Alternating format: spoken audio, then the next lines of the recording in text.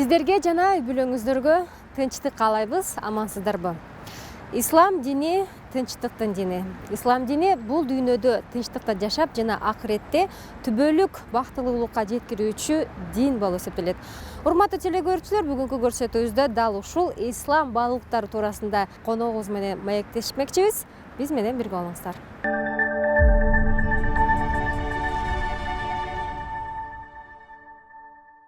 Менин бүгүнкү маектешим Кыргызстан мусулмандарынын азирети муфтийи Максатбек Ажы Токтомушев. Ассаламу алейкум. Ва алейкум ассалам ва рахматуллахи ва баракату. Бүгүнкү маанилүү маектин коногу болуп эсептелесиз. Бүгүнкү күндө биринчи эле суроону баштап кетейин. Бүгүнкү күндө негизи бизде 4 мазхаб бар. Мына ошонун ичинде биз Ханафи мазхабын карманабыз да. Мына ошол Ханафи мазхабы жөнүндө бир аз айтып кетсеңиз, жана бул мазхаб биздин бүгүнкүдө светтик мамлекетте эсептелген мына ошол принциптерге каршы келбейби? Бисмиллахир рахманир рахим. Алхамдулиллах ва салату вассаламу аля расулиллах. Биринчиден жараткан Алла Таалага чексиз шүгүрлөр, пайгамбарга салам-салаваттардан кийин сиздерге рахмат, мүмкүнчүлүк берип, мына коомчулукка бир маалымат ирети катары Ханафи мазхабты айтып кеттиңиз. Ханафи мазхаб деп өзү ислам дининде эң чоң эки бөлүк, сунни жана шия деп бөлүнөт. Ошо суннилердин эң бир 4 мазхабтагы Ханафи, Шафии, Малики, Хамбали деп коет. Ушулардын Ханафи мазхабы бул фикх негизинде курулган. Анткени пайгамбарыбыз Мухаммад саллаллаху алейхи ва салламдан айтылган бир топ хадистерди жанакы мисалы аяттарда кээ бир учурларда кайсы хадис биринчи түшкөн, экинчи түшкөн ар кандай да. Ошого көбүнчө мына Орто Азия ошол Ханафи мазхабты бир 13 кылым болду да карманып келатат да. Бул жердеги биздеги сунни маселелерде такфир деген бир түшүнүк бар. Такфир дегени экинчи адамды бир капыр деп айтууда. Ошо капыр деп айтуудан мурда мисалы бир адам кээде мисалы намаз окубай койсо, арак ичип алса, бизде мисалы ошол чоң күнөө кылгандын себебинен адам капыр болбойт да. Ханафи мазхабтын өзгөчөлүгү ушул жерде турат. Албетте күнөөкөр болот, бирок аны кээ бир мисалы башка агымдар буну капыр деп ушундай кылып чыгарып берет да. Бизде мисалы күнөөкөр болуп капыр деп айтпайт. Анан кийин мынал өзүңүздөр билесиз, мамлекеттин түзүмүнө, светтик жашоодо 13 кылымдан бери биздин Ханафи мазхабты карманган, тутунган Орто Азияда ичиндеги Кыргызстан эли эч качан мындай карама каршы келген эмес да. Пайгамбарыбызга Аллахтын салам-салаваттары болсун, бир убакытта мен үмөтүм 73 агымга бөлүнүп кетет, бирок алардын бири гана бейишке кирет деп айткан. Бул ушул боюнча айтып берсеңиз, биз канткенде мына ошол 73кө бөлүнбөй биригип жашай алабыз? Буга хадис туура айтасыз. Мына жөөттөр 71ге, христиандар 72ге, мен үмөтүм 73кө бөлүнөт. Булардын баардыгы дозокто бирөөнөн башка. Бирөөсү ушу куткарылган топ. Ал кайсы дегенде сахабалар сураганда пайгамбарыбыз айткан: "Ма ана алейхи ва асхаби". Мен жана сахабаларым карманган жол деген. Ошон үчүн пайгамбарыбыздын сүннөтүн, сахабалардын жолун кармаган ахли сүннөт ва жамаат деп коет. Бул жерде ушул акыйда ишенимдери дагы сунни, ушуларды бул түздөн түз бара турган бейиштиге. Атиги 72си деле тозокто түбөлүктө кала тургандар эмес. Ишенимдери бурмаланган, бузулган, алар деле эртели кеч мисалы жазасын алгандан кийин тозокто себеп дегенде мусулман адам тозокто калбайт түбөлүккө. Баары эртеби кеч чыгат. Бирок канткенде булардын башын бириктирет дегени Кур'анда Алла Таала айтып койгон. Вa'тасиму бихаблиллахи жами'а ва ла тафаррaqu. Силер баарыңар Алла Тааланын китеби Кур'анды ушуну бекем кармагыла дегенде. Алла Тааланын арканы бул Кур'ани Карим. Демек ушу Кур'ани Каримдеги туура ушул пайгамбарыбыз кандай чечмелеп, тафсирлеп берген болсо, сахабалар кандай бизге өткөрүп берген болсо, муундан муунга ошол чечимдерден, ошол алардын ушул сунуштарынан чыкпай, жол жобо эрежелеринен чыкпай кармангана турган болсок, баардыгы башы биригет. Өзгөчө айтканда, Кудайга шүгүр, мусулмандар ишенимде бир эле. Келип туруп анан кийин баягы тутум, бутак деп коебуз, фору. Ошол жерде мисалы кээ бирлеринде мисалы дарат эмесинен кан чыгып кетсе, дарат сынат, кээде сынбайт, кээде аял кишиге кол тийип кетсе сынат, кээде сынбайт. Ушундай бир маселелер деле ажырмап намаз окугандарды кичине түзүлүштөрүндө болбосо, ишенимде негизи бир. Рахмат.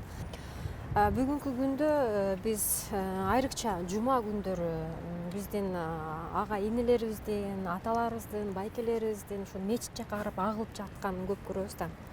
Мына ошол жума күн боюнча сурагым келет да. Жума күн эмнеси менен ыйык? Жума күнү ыйыктыгы буну жараткан Алла Таала бул ааламга ушул жашоо бергенде жума күн берген экен.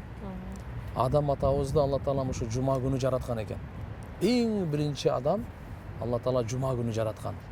Жума күнү бейишке киргизген. Жума күнү мусулмандардын майрамы, пайгамбарыбыз Мухаммад алейхиссалам айткан. Жума күнү бейиште дагы мисалы биринчи, экинчи, үчүнчү, төртүнчү күндөр андай жок экен. Жума күн бар экен. Жума күнү атайы базар болот, майрам болот деп айтылат. Жума күндүн артыкчылыгы мисалы башка күндөргө караганда ким жума намазы окуса, мурунку жумадан ушу жумага чейинки кылган күнөөлөр кечирилет. Жума намазы өзгөчө майрам, пайгамбарыбыз жума күнү жуун кылат деген. Жума күнү сакалы чачы барларга май сүйкөсүн деген, тарак тарансын деген, тырмактарын алсын деген, атыр себинсин деген, жаңы кийим же болбосо таза кийим. Пайгамбарыбыз эгерде бир белекке бир кийим келип калса, жума күнгө чейин күтүп жума күнү кийет эле да. Биздин дубаларыбыздын кабыл болуусу үчүн Дубаларыбыздын кабыл болушу үчүн эң биринчи алкымды тазалаш керек. Бүгүнкү күнү биз коррупция мененби, бирөөнүкүн алдап алыппы, тартып алыппы, күчкө салыппы, же болбосо ошол казинодон акча таап, кумар ойноп акча таап, денени сатып акча таап, бирок арак ичти, адал эле тапты, чочконун этин жеди, же шек күмөндүү нерсени жеди, жетимдин малын жеди. Мисалы эми карап туруп иштеп атып туруп, элдин акысы, бул бюджет деген сөз. Элдин акысын жеди, мыналар дуа кабыл болбойт. Экинчиден, тууганчылык мамилени үзбөш керек. Дуа кабыл болсун десек, анда сөзсүз кандай туугандарыбыз бар, кээде мисалы эми мындай да, бирөө түшүнөт, бирөө түшүнбөйт. Тууганчылыкты үзсө дагы биз үзүлбөшүбүз керек.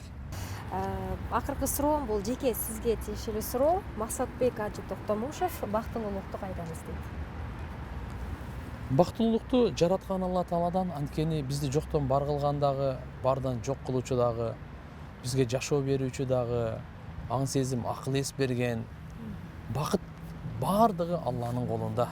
Дүйнөнүн утурумдук бакыты дагы, ахиреттин түбөлүктүү бакыт дагы жараткан Алланын колунда. Кур'ани Каримде аят бар: "Лиллахи ма фис самавати ва ма фил ард ва ма байнахума". Аллага гана таандык, жер бетиндеги бардыгы, асман, жер менен асман ортосундагы бардыгы. Жараткан Алла Таала эми өлүм менен жашоонун чечимин чыгарат, бейиш менен дозоктун чечимин чыгарат, ден соолук менен оорунун чечимин чыгарат, бактылуулук менен бактысыздыктын чечимин жараткан Алла чыгарат. Ошондуктан мен Алла Тааладан бактылуулукту издеймин.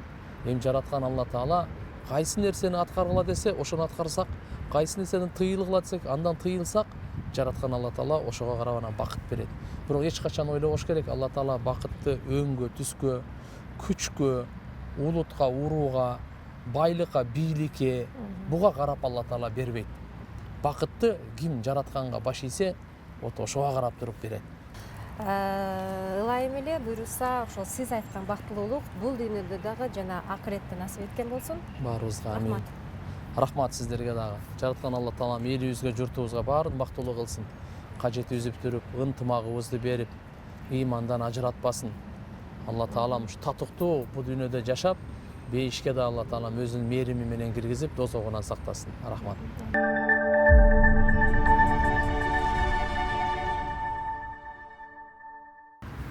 Мына урматтуу телекөрүүчүлөр, бүгүнкү көрсөтүүбүздүн коногу десек болот. Бүгүнкү маектешим Кыргызстан мусулмандарынын азирети муфтийи Максатбек Ажы Токтомушев болду. Демек, адам баласы качан гана Аллахты чын жүрөгү менен тааныса гана бактылуу боло алат экен. Кайсыл багытка же кайсыл агымга же кайсыл жамаатка барбаган, эгерде сиз мен туура жолду баратамбы деген суроо сизде пайда болгон болсо, анда пайгамбарыбыздын сүннөтүн аткарган болсоңуз, ошол пайгамбарыбыз баштаган жолго карай бет алган болсоңуз, эч качан жаңылышпайсыз. Кийинки эфирден жолугушканга чейин аман болуңуздар.